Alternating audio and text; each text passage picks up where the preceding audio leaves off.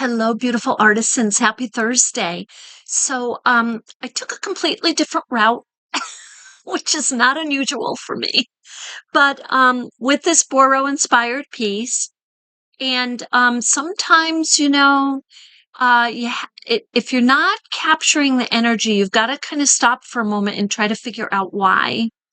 And I figured out exactly what was going on after we put all the pieces together. I felt good about it. It looked good. I liked it, but something was missing in the energy flow.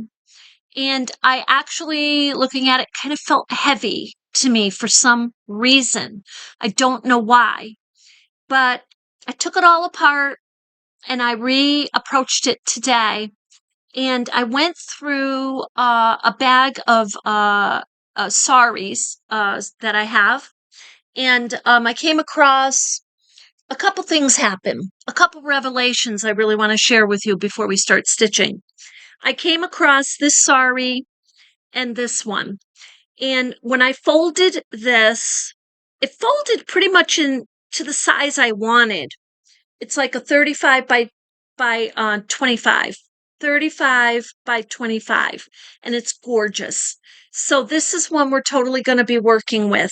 I almost decided to just switch over to this one, lay out a whole nother design, and then start sewing with you. And I said, no, I'm not going to do it because I came back to this fabric. I want to put this down for a moment. This fabric that we were working with yesterday and we laid everything out on. Now, a couple things with this fabric. I had initially thought, and it was kind of back and forth, maybe it's too meshy, maybe it's not going to hold. And then I decided as I was going through all of my fabrics again, yes, it's going to hold. It's substantial enough. It's a good piece. It's going to work. And I still believe that. But and as I said, we put all the fabrics on and I'm like, I wanted parts of it to show. It wasn't feeling right. And as I go through the pieces, I come across, let's see if I can just show you part of this because I'm trying to explain this. I come across this piece. I'm just going to hold part of it up. You see the edges of it? They are crocheted. This is gorgeous. This, you'll see me wearing this a couple of years ago in my videos. It's a very Italia, European, Spanish, French, even Parisian. It's a beautiful, beautiful piece, but it is not silk. It's some blend of rayon, and it's made in I think it was made in another country and shipped here to America by an American company. And I'm not going to say the name of it, but this is a lovely. So, when I place it, I'm just going to try to show you this a little bit. When I place it on, and I'm going to put the camera down a moment. When I place it on this piece, the mossy green that I wanted so much a part of it to show, and I have the parameter of the margins or the edges or the parameter of it, of this showing with this in the center, with this edging, crocheted edging as a silhouette. It is gorgeous. I love it. So I only so far added a couple of pieces, but significant pieces, because I want the visible stitching to show on the back. So I'm going to, and we're going to start stitching. Now, I'm going to move this. So I'm careful how I'm moving, but this is kind of shifting on me. So hopefully you get the idea. But I'm going to put this down. And you can see here, if you can see, this is the mossy green piece, the linen. This is the blend of rayon. This is a blend also, but look, I'm going to hold this up. This is a completely different piece, and it just blends beautifully with this larger piece that is covering most of the wall piece. So we're going to put this up here. So mind you, this is a artistic piece. So now let's bring this up. So we're staying with our Boro by beginning to put our patches. So this is another patch. I love it. And there's a little, these actually have holes in them. Look, they have holes in them. This is worn. And, but you see that? So what we're going to do is start sewing this now. And then as we can lift it up and shift it around, you'll be able to see better. So I'm going to center it, and then we're going to start sewing. Everyone, so we got this one side complete, and I'm going to put the camera down so you can see a little bit of the intricacies of me sewing. So I'm holding this up off of the floor at this point, which feels really good because I'll have to get a table again that is large enough to really accommodate these larger quilts. So but I'm going to here do my back stitch and then my running stitches. Now I have everything pinned in place. So as long as I lay it flat and I check it and make sure I'm not ending up on an angle inadvertently, even though I have it pinned. See, that looks so lovely. It's coming along beautifully. And you see, you're not stressing with the sewing. The sewing should not be stressing your fingers. It should be flowing in and out of the fabrics. And your Sashiko needle is a very sharp, so that works really well that way. However, you do not need a Sashiko needle. You do not need a Sashiko thread. You do not need, you can do this with a very simple needle and thread. And have great success and make a beautiful, beautiful piece. So I have just after this row, I'll have just 2 more, and hopefully we can get this out. Today is today is Thursday, and these things take time no matter what. I would love to be able to do these all the time, and that's kind of what I do. I mean, we do take some time to do other projects for sure, and I do write, so that takes time. But this is simply just lovely. But you're doing little stitches and you're just staying along the hem. So it's not really difficult in that way. And even building up on these won't be difficult. You'll see that today we're just getting all of the pieces we know that we want in their proper places.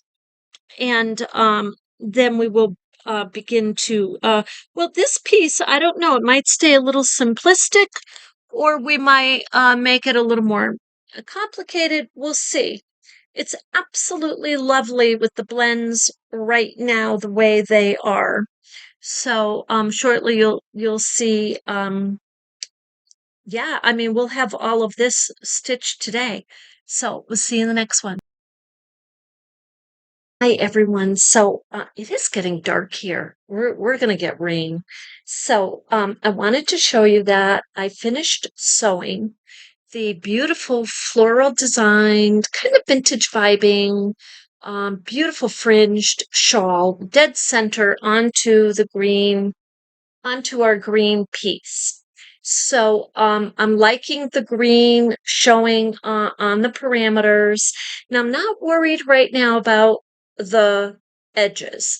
I'm going to take a closer look at them later because I'm still deciding what to do with them. If I'm going to actually add fabric to them and do some sashiko stitching around them, if I'm going to fold them in sashiko. Now, I do know the top part of this piece right here.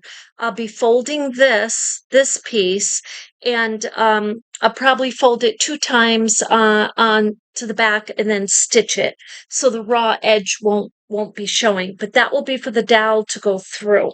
So when I sewed this on, I sewed right in the seam, or right below the seam, or right on the seam. I didn't go way below the seam and I didn't go above it. So that's where most of the fabric was. And now we're going to begin the Boro design. This may be minimal on this one because the piece, this shawl and the green really, and with the Sashiko visible stitching, is going to speak for itself. Now you're going to notice we're starting off with a Sashiko stitching you can barely see. We're using the running stitch to get everything into place. And then after that, we can start looking closer at how do we want to use Sashiko stitching for a design, kind of like on this one. In each piece, I did something a little bit different. And probably what's going to happen is I will add maybe some smaller pieces. Now, the key to getting the energy flow on this piece, seriously, yes, it was letting go of what I did with that piece because that's not going to be replicated. And when I kind of was like, okay, well, let me use the same method I use, it looked really heavy. It didn't look like it was it had its own energy flow. So this totally does. And this is really very pretty. And so we're going to start stitching that. Hey everyone. So, Boro methods can vary. And the reason they vary is way back centuries ago when pieces of scrap and recycled materials were being used, they were being used in different ways to repair, to repurpose, to create, actually, make futons, but they were basically applied to a garment that was already existing or a blanket already existing. So they were reinforcing the material. So as a result, you end up with things like with beautiful pieces of work like the Japanese patchwork, okay, all patches to create a beautiful blanket. Or you end up with maybe a piece that has in the right hand corner just some patches and a stacking effect, or even a staggering toggling effect, kind of back and forth, or wherever the rips and the tears were to mend. So, and out of it came such beauty, right? So, but now with this, so with that said, this piece is definitely, I have the energy of this piece.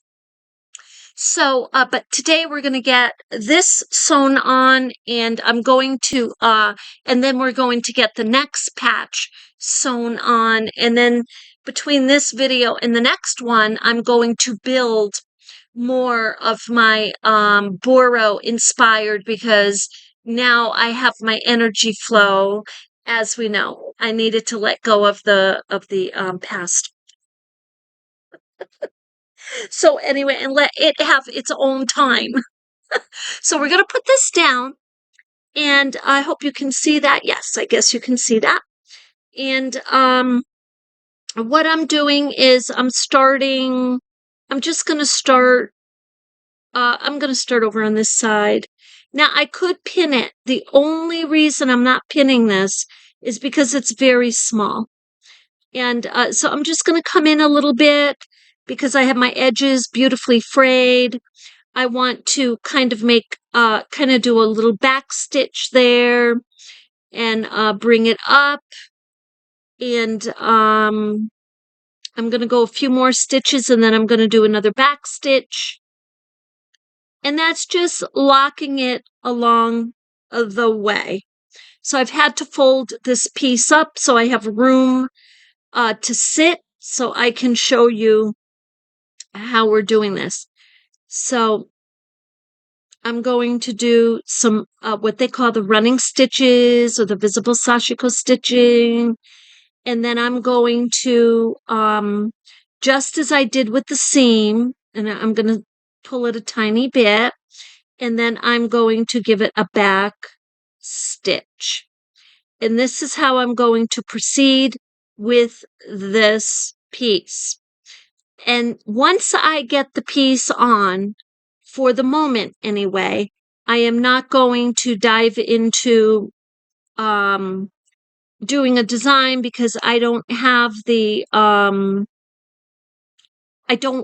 energy for that. I have the energy, but I don't know what I want yet for the type of Sashiko stitching. Now you will notice this thread is very, very thin. So you notice usually in my pieces when I'm working with the cotton, the threads are a heavier weight. You see them more readily, and the needle is a little bit bigger. So the reason we are using this is because, yes, of the silky fabrics. So now this is how I'm going to go on, and I am going straight through all of my layers, and I'm going straight through very easily. There's nothing stressful or strenuous about this.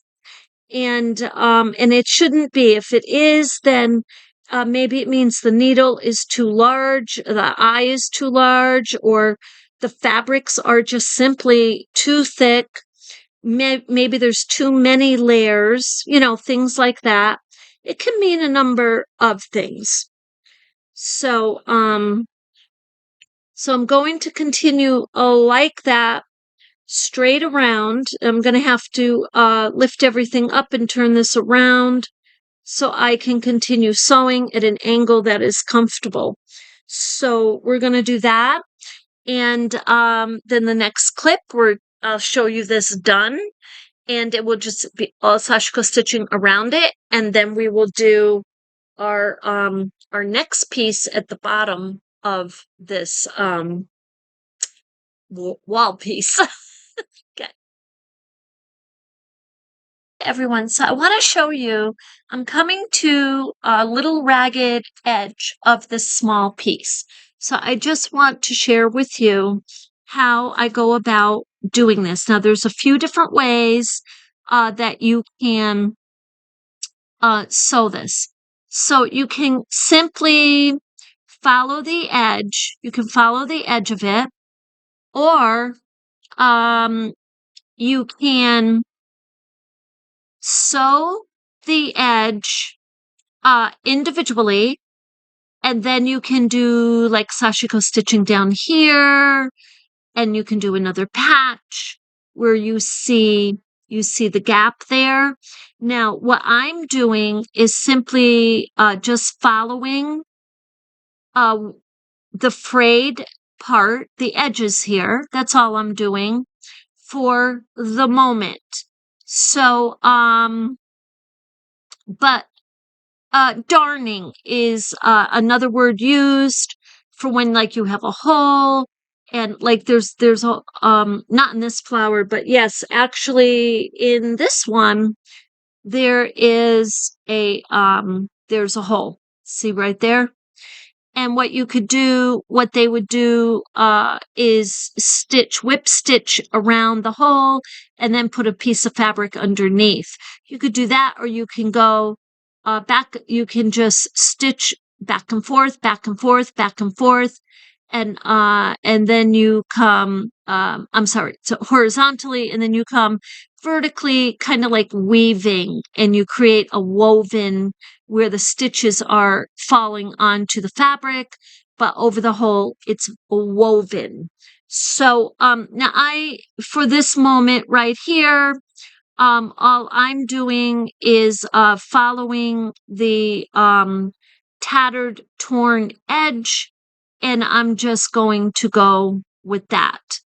And so I wanted to show that to you because some of you, you may not be familiar, and you're like, okay, well, how exactly, like, what do we do? So, but there's definitely a number of ways you can do that between, from patching to doing a blanket stitch around there to doing whip stitching, and these pieces, what I love about these pieces is they do not have to be, yes, you can make them straight, straight, straight, but they do not have to be straight.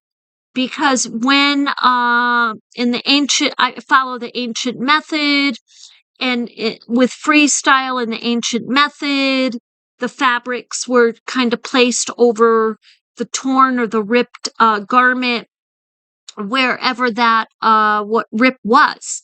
So maybe because they didn't have a lot of fabric to mend with, they would just, turn it and try to cover as much space as they could.